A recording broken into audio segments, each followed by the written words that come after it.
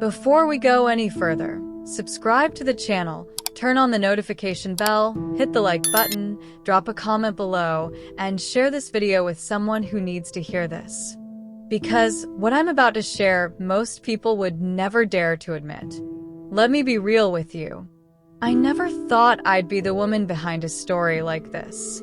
The kind of story that makes you rethink everything you believe about trust, loyalty, and what truly goes on behind the scenes of a happy home. But it happened, and not in a movie, not to someone else. It happened to me. And the most terrifying part? I didn't see it coming, because betrayal rarely announces itself with a scream. This isn't just another story of infidelity. This is about how emotional danger sneaks in when you're not paying attention. The glances you pretend not to notice. The lingering conversations. The comfort that slowly turns into something forbidden. I was a wife. A mother. I thought I was strong enough to never fall, until a moment in the bathroom changed everything and exposed a shocking revelation that I never thought I'd speak out loud. If you've ever felt overlooked, disconnected, or just plain numb inside your marriage, this story is for you. Because what happened that day wasn't just a flirtation. It was the birth of an emotional betrayal that spiraled into a real act of infidelity. And once you hear it, I promise you'll never ignore the subtle signs again. There's a certain comfort in routines, right? Caleb's best friend Jamal had been coming over on weekends for years. It was tradition.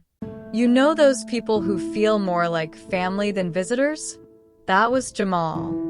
He walked through the door like it was his own house, always bringing that laid-back energy that made the air feel lighter.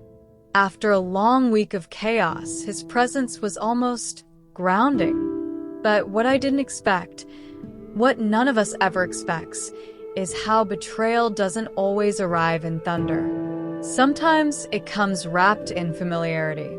As he greeted me with his usual smile, warm and disarming, there wasn't a single red flag in sight. No forbidden confessions whispered behind doors.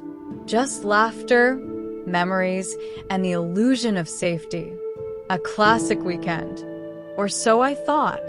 The irony is, most stories of infidelity don't begin in bedrooms or bars. They begin right there, in the comfort of your own home.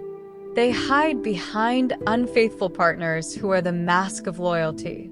And when you're not looking for infidelities, you don't see them. I certainly didn't. I was the kind of woman who thought I had it all figured out. A loyal wife, a secure marriage, a house built on trust, or maybe just the illusion of it. Looking back now, that weekend didn't start with a storm. It started with peace. A peace that made the explosion about betrayal feel like it came out of nowhere. And yet, deep inside, something subtle had already started shifting. Something you only notice when it's far too late. Because what seems harmless at first, like a friendly visit, sometimes opens the door to a much deeper tension. I wake up to the aroma of freshly brewed coffee, a simple ritual that slowly unravels the day's mysteries. As I sip my coffee, Jamal joins me at the table, his voice gentle yet charged with unspoken emotions. Our conversation flows naturally, filled with anecdotes and subtle hints of secrets revealed that stir memories of stories of infidelity.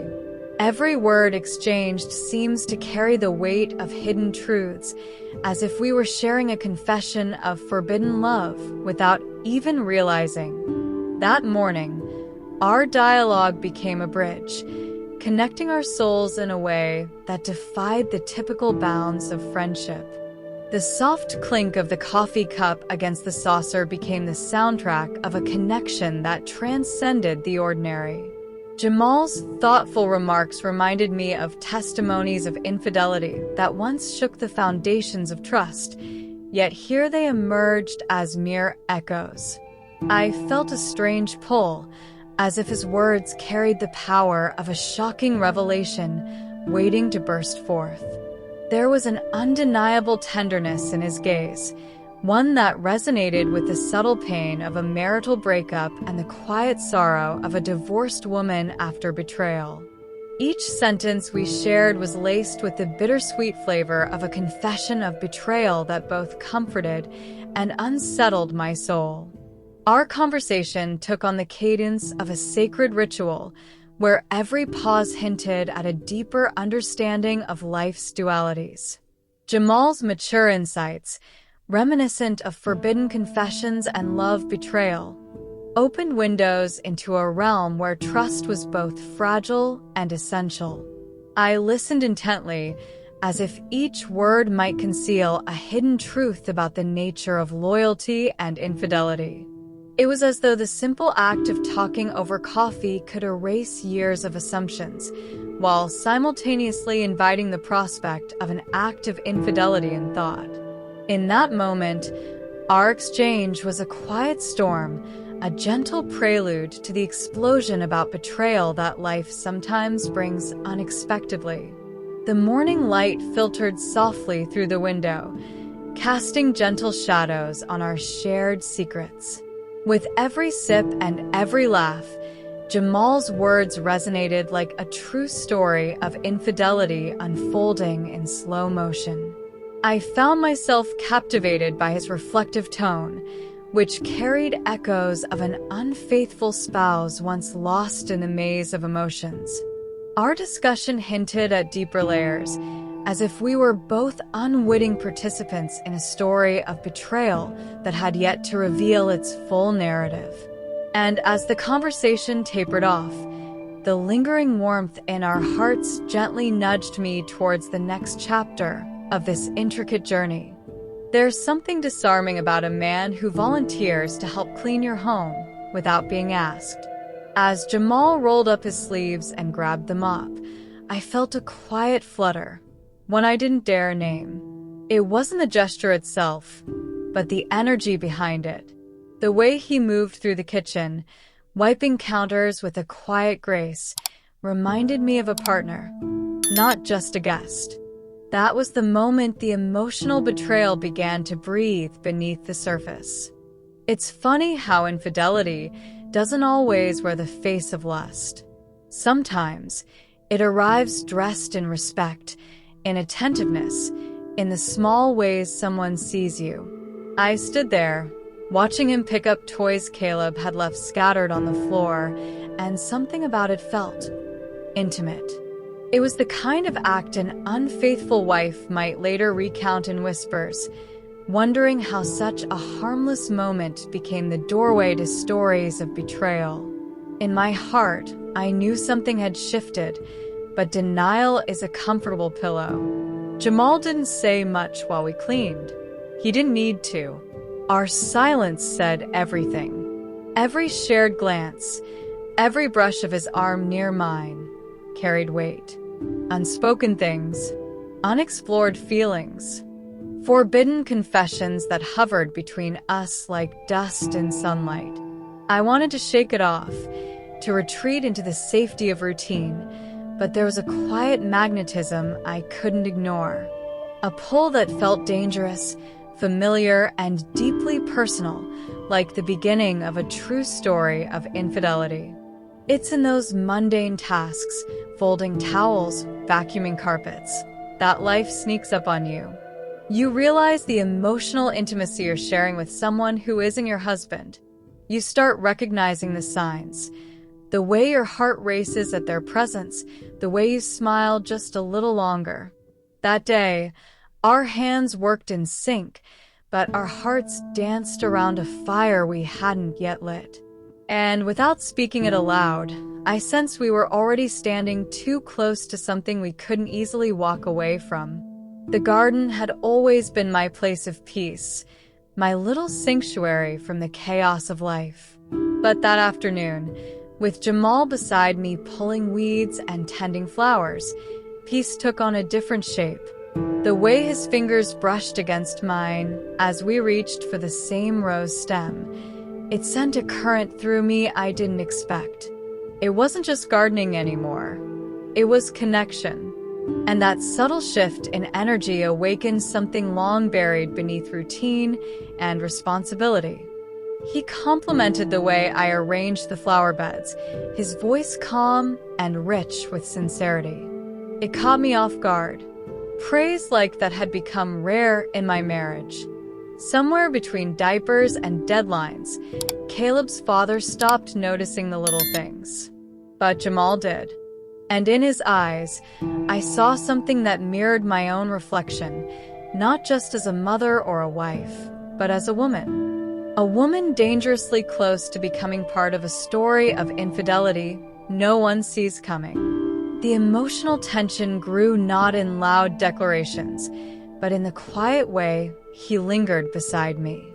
There were no kisses, no confessions, just proximity. A shared rhythm of breaths and unspoken understanding. That garden became fertile ground not only for roses, but for emotional betrayal. The kind that starts in the heart, long before anything physical happens. I felt seen.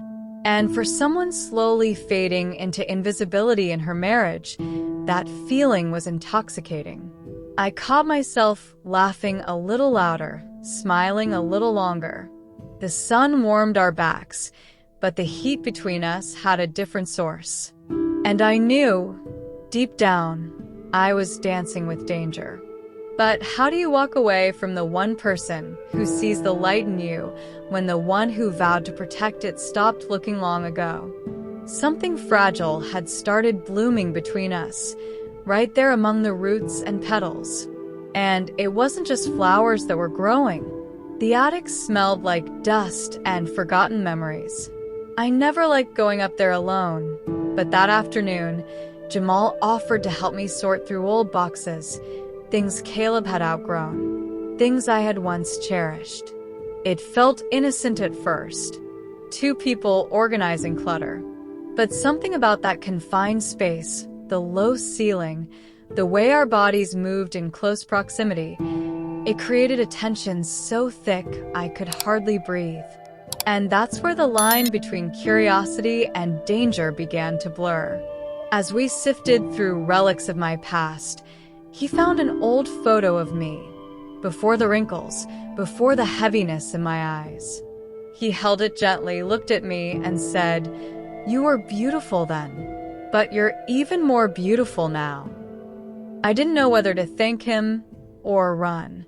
Because in that moment, I felt more like a woman than I had in years. And that recognition, that warmth in his voice, it was the beginning of a confession of infidelity that neither of us voiced, but both of us felt. I stepped back, pretending to reach for another box, but our hands met midair. We didn't pull away. His eyes locked with mine, and I saw every hidden truth we'd been trying to ignore. There was no kiss, no touch that would seal the act. But emotionally, we were there, teetering on the edge. That moment, intense, raw, unspeakable, became a memory I'd carry like a scar. The attic didn't just hold my past anymore. It now contained the secret of a forbidden testimony that almost came to life. In that quiet stillness, I felt the weight of my choices pressing on my chest. The line hadn't been crossed. Not yet. But everything inside me ached with the truth. I had opened a door I might not be able to close, and he had stepped through it with me. Together, we stood in that emotional doorway, one foot in, one foot out, unsure of which side we truly belonged to. And in that silence, the weight of what almost happened echoed louder than any words ever could.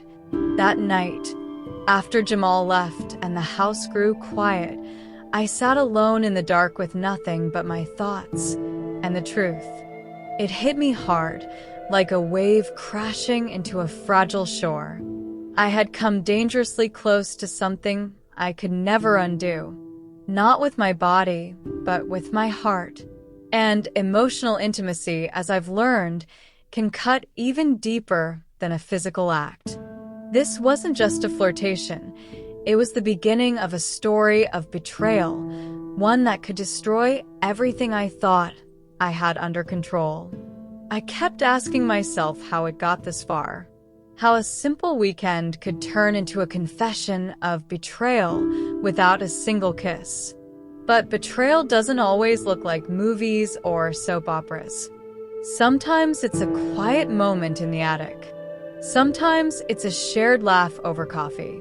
And sometimes it's a woman staring at her reflection, realizing she has become the very thing she swore she'd never be, an unfaithful partner, if not in action, then in desire. That's when I knew I had to reclaim my boundaries before it was too late.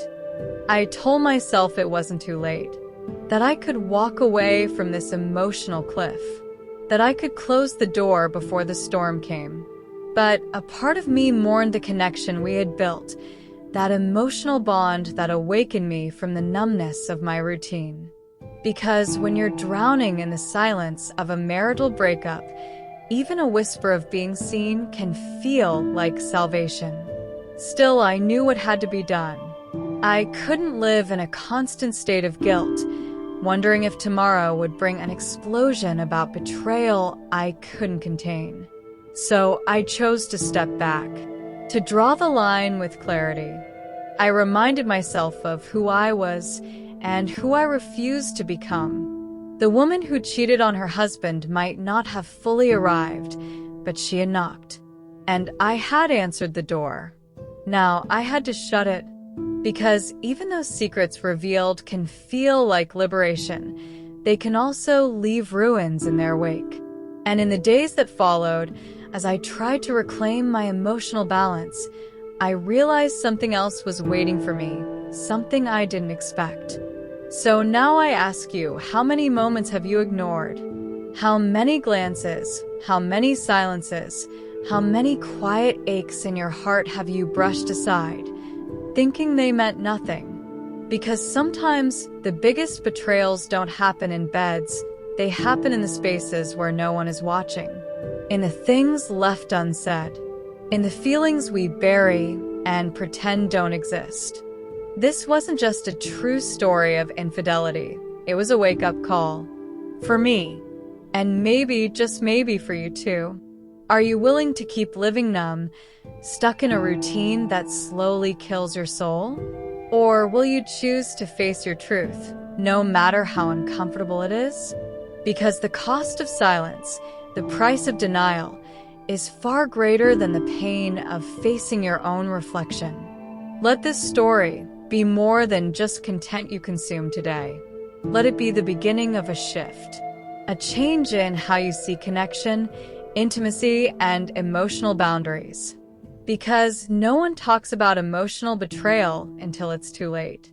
So here's your chance to open the conversation with yourself, with your partner, with the life you know deep down you deserve.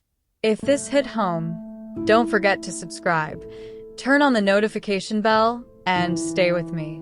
Because we're just getting started, and there's so much more to uncover about the truth behind modern love, infidelity, and what really breaks marriages from the inside out.